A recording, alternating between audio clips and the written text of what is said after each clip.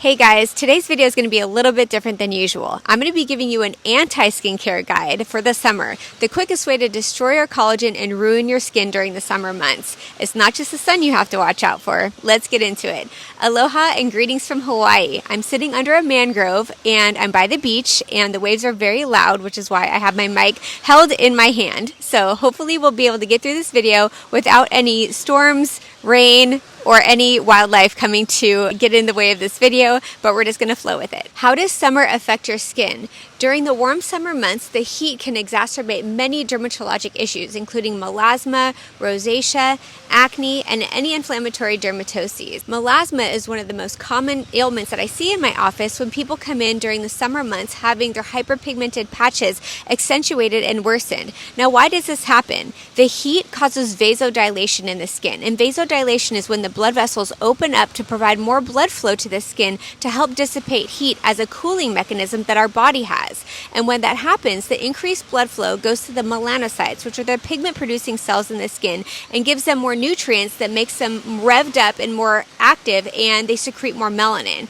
So that's why we get increased melasma and increased hyperpigmentation when we're hot. So during the summer months when the heat rises, or in the winter months when you're in an environment like hot yoga, you'll have your melasma flare and the hyperpigmentation can get worse. Same thing with rosacea. Rosacea has to do with the vasospasticity in the skin. When your skin is cold and cool, the blood vessels have smooth muscle within the intravascular lumen, which is kind of the opening of the vessels, and it clamps down when we're cold and it opens up, or as we call it, vasodilates when it's warm. And so when you have rosacea, that's why when you're in the sun, in the heat, or if you're drinking a hot beverage, hot tea, hot coffee, alcohol, all the fun things, spicy foods, alcohol, sunlight, warmth, and that will kind of cause the blood vessels to vasodilate, and then you get more vascular spasticity and you get more what we call telangiectasias and worsening of the red flushing facial manifestations of rosacea during the hot summer months, again from heat.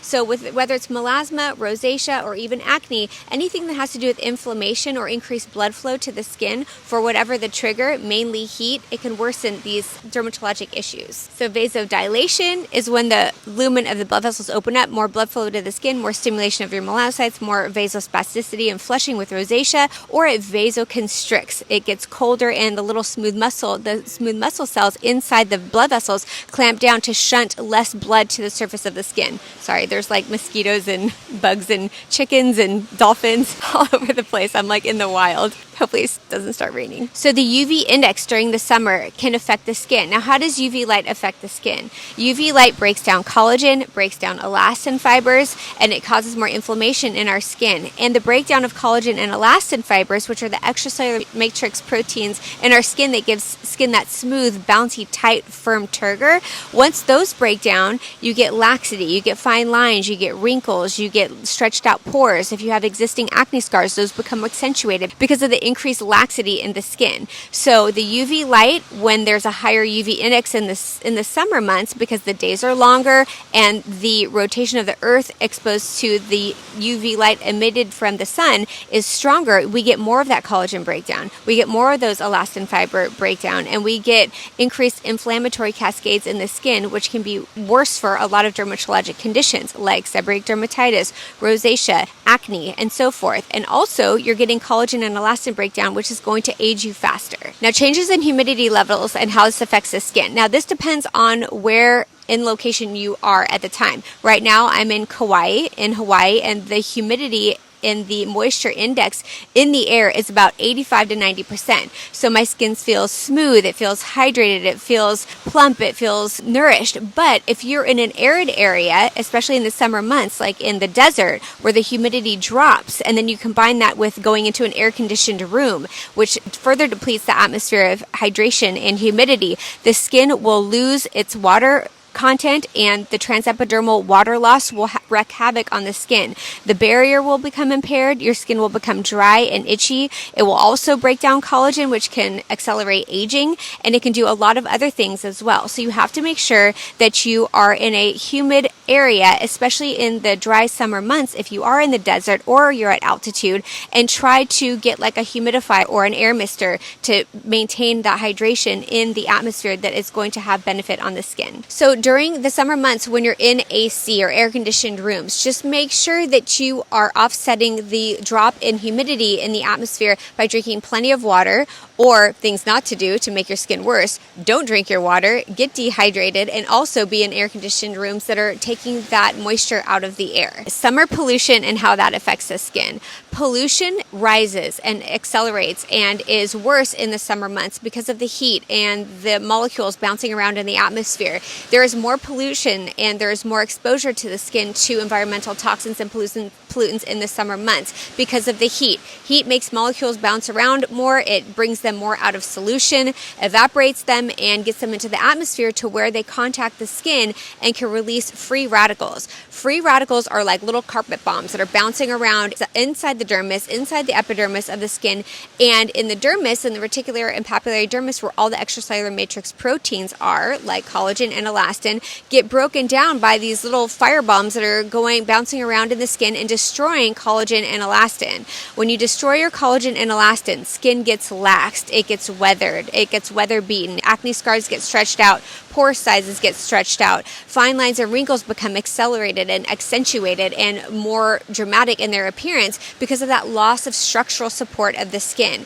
Now, environmental toxins and pollutants, when they elevate and get increased during the summer months because of the heat, then you have more exposure of your skin to those environmental free radicals that could destroy your collagen and elastin and increase inflammatory cascades in the skin, which is never good for the skin and can make skin look worse. Also, increased wildfires. Wildfires, there are more abundant during the summer months because of the heat and fires. It can accelerate the pollutants and the environmental toxins in the skin, which can wreak havoc on the skin. Also, there's more travel during summer months. There's more airplane exhaust. There's more exposure to pollutants that can also age the skin on the face and on the body as well. So here's how to ruin your skin this summer. Do not use sunscreen, and do not use sunscreen that has iron oxides in it to protect it against environmental pollutants and toxins. That is the quickest way to destroy your skin during the summer, because the summer months are different, the days are longer, the UV index is different, the humidity and environmental moisture is different. Don't use your sunscreen and do not reapply. And don't worry about using it in the car because windows block UV light, right?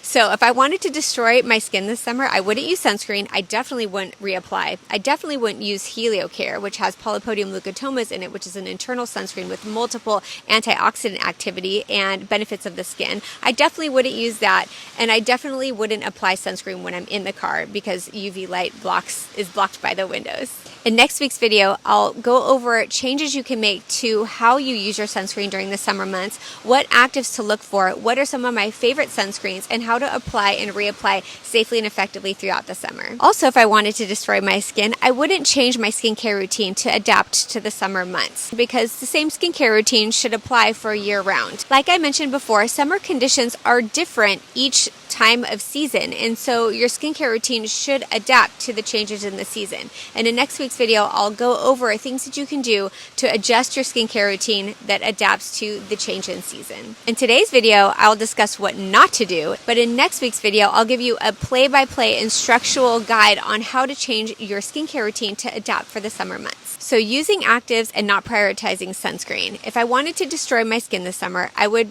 continue to use my actives the same way that I did in the winter months, and I wouldn't prioritize sunscreen use. If you're not using your active ingredients appropriately during the summer months, you can actually cause more harm than good for your skincare regimen and your skin. And in next week's video, I'll go over the changes with your actives that you should adjust for during the summer months to potentiate the most out of your skincare actives while not destroying your skin. Now, there's a common misconception that you have to stop using actives in your skincare routine during the summer months, which is not true. You do have to adjust the type of actives and the way that you use your actives. For example, vitamin C and retinol. I'll give you tips on what to look for in these active ingredients and how to change their use and how you're incorporating them into your summer skincare regimen in my next week's video. You can still use actives during the summer months, but to potentiate their effect on the skin with minimal damage or downside is really important. Once you understand how to incorporate actives and to change it into your summer skincare routine, you'll get the benefit without hurting your skin, and you'll definitely come out of summer with more protection and healthier skin. If I wanted to destroy my skin this summer, summer, another key thing that I would do is I would have a laser resurfacing treatment and go straight into the sun afterwards without wearing sunscreen. The other option that what I would do is just completely destroy my skin all summer long and just know that a laser is going to save me at the end of the summer during the fall months where I could reverse all the sun damage that I've exposed my skin to during the summer months. If I wanted to destroy my skin by having a laser resurfacing treatment and then going straight into the sun that same day or even the week afterwards, that's the quickest way to destroy my skin. And this is a dermatologist's worst nightmare. After a laser resurfacing treatment, although lasers do great things for the skin, it destroys the barrier and it makes the skin more compromised. So your skin isn't able to fight UV radiation, environmental toxins and pollutants, and it's not able to handle or withhold the active ingredients that your skin is usually conditioned to using. So the last thing that you want to do if you want healthy skin is to get a laser resurfacing treatment and then just go into the sun or expose your skin to environmental toxins and pollutants that are going to destroy your skin and not follow through with the aftercare. As with actives, there's a common misconception that you have to stop using skincare actives and you can't get lasers during the summer months, and that's absolutely not true. But you have to change the protocol. You have to change the way you use the actives or the way you have laser treatments. The type of laser resurfacing treatments that you have in the summer months may be a little bit different than the kinds that you get in the winter months, but it's a misconception that you can't have laser during the summer months. Now, would you want to go straight into the sun right after a laser treatment or even the week following? It depends on the laser, and unless you want to ruin your skin and destroy your skin barrier, that wouldn't be advisable. And in next week's video, I'll go over safe lasers that you can use throughout the summer or at the end of the summer in the fall to kind of reverse any damage that has been done, but the appropriate active aftercare that you have to implement after a laser treatment. I think I just got dive bombed by a bird. I'm gonna keep going. What was I saying? What was I just talking about? So you can still have lasers in the summer months, but the aftercare is a little bit different than it would be in the wintertime. You can still use actives, you can still have laser treatments, but the type of laser, the type of setting, as well as the type of actives and the way that you're implementing the actives into your skincare protocol for the summer months is definitely different than it is during other times of the year. Also, if I wanted to destroy my skin this summer, I wouldn't manage my heat levels. I wouldn't care if I was hot or if I was vasodilated. I wouldn't do cold compresses or cold plunges or ice baths. I would just kind of let the heat in my skin just dissipate and just go with the flow without being mindful of heat and how it is affecting my skin. So when I'm in the warm, sunny environment, I don't seek shade. And if I'm kind of feeling overheated, I wouldn't use cold compresses. And that would be the quickest way to destroy my skin and flare my melasma during the summer months. So if you're prone to melasma, as I am myself, you have to be mindful of the heat changes and temperature of your skin. And now that doesn't mean you can't surf and do hot yoga and be on the beach as I am right now. It doesn't mean that you can't be in hot environments, but there are certain cooling techniques and behaviors that you can do to help modify and to help decrease that blood flow and vasodilation to the melasma patches in your skin to downregulate those melanocytes so they don't get so active and revved up. So you still want to live your life, but you would be completely destroying your skin if you weren't mindful or cognizant of the temperature effects on the skin and on melasma. Next week, we'll talk about melasma and how to control and maintain and manage melasma when the heat is unavoidable during the summer months. And we'll get into that in next week's video. Having struggled with melasma my entire life, being on an estrogen-based birth control pill, having 2 pregnancies, breastfeeding 2 babies, and living on the beach, living a very active beach lifestyle where I'm surfing with my kids, I'm constantly outside, I'm in the heat, I do hot yoga, I live on the beach, and even when I go on vacation, I vacation on the beach. So I'll give you tips that I use in my skincare routine and lifestyle that have helped me manage my melasma. My melasma is usually on my forehead and on my upper lips and on my cheekbones. But I've been really diligent and modified my behavior, but I still am able to enjoy outdoor activities, hiking, surfing, bodyboarding, skimboarding, all the fun water sport activities that I do with my family and with my kids. Another way to quickly destroy your skin and to flare up melasma is to not protect your eyes. The UV light that goes through the eye and hits the retina stimulates melanocyte-stimulating hormones that can exacerbate and worsen hyperpigmentation and worsen melasma. So by not wearing UV-protected or polarized sunglasses, you can definitely flare your melasma and increase inflammatory cascades in the skin to destroy your skin. Just as the gut flora and the gut biome and your internal systems are related to your skin, your ocular protection and eye protection is key for skin health. And so we'll get into that in next week's video as well.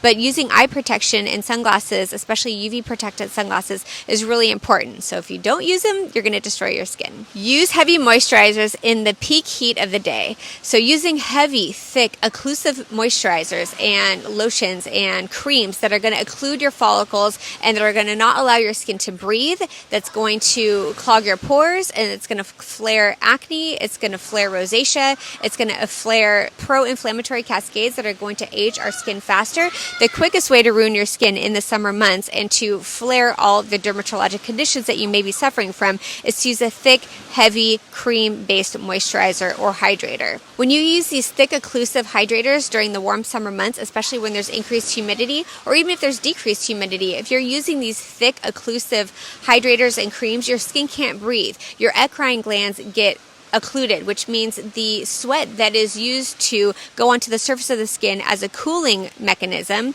is going to be stopped and it's going to be inhibited, and your pilosebaceous unit, which is the hair follicle on the skin, is going to get occluded because there is a follicular ostia and an opening that's on the surface of the epidermis or the skin, and when that gets clogged, it causes this backlogging of sebum, and it can increase inflammation and increase sebum in the bulb of the hair follicle where the P. acnes bacteria grows.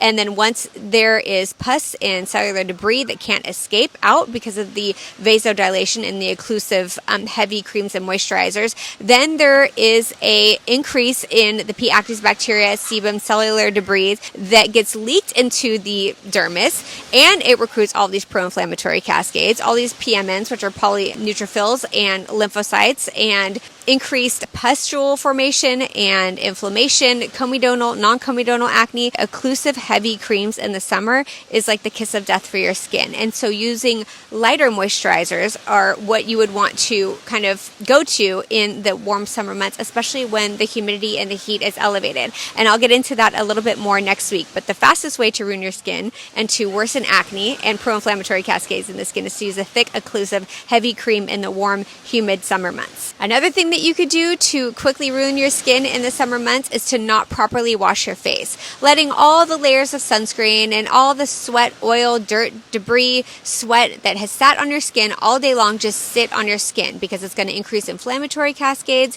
And what do inflammatory cascades do? They break down collagen, they break down elastin, and they cause premature and accelerated aging. So the fastest way to ruin your skin this summer is also to not wash your face, especially if you have layers of sunscreen on and you have a lot of makeup on, or even if you're not wearing makeup, just daily activities and secretions from the skin are going to sit on your face and cause accelerated aging and breakdown of your collagen. Also, to quickly ruin your skin in the summer is to not use an appropriately pH balanced cleanser and to not use a gel cleanser. The types of cleansers that you have to use in the summer have to be adjusted for other times of the year if you're using a heavier cleanser. In next week's video, I'll discuss some of my favorite cleansers and the difference between a gel-based pH balanced cleanser and not using a pH balanced cleanser or a gel-based cleanser in the summer, and how that can affect your skin. You don't want to overstrip your skin of its natural moisturization factors, because you can actually dry out your skin and increase transepidermal water loss through your skin through washing with the inappropriate cleanser during the summer months. Another mistake I would make if I wanted to destroy my skin is to just not moisturize it after I wash my face, because in the summer months,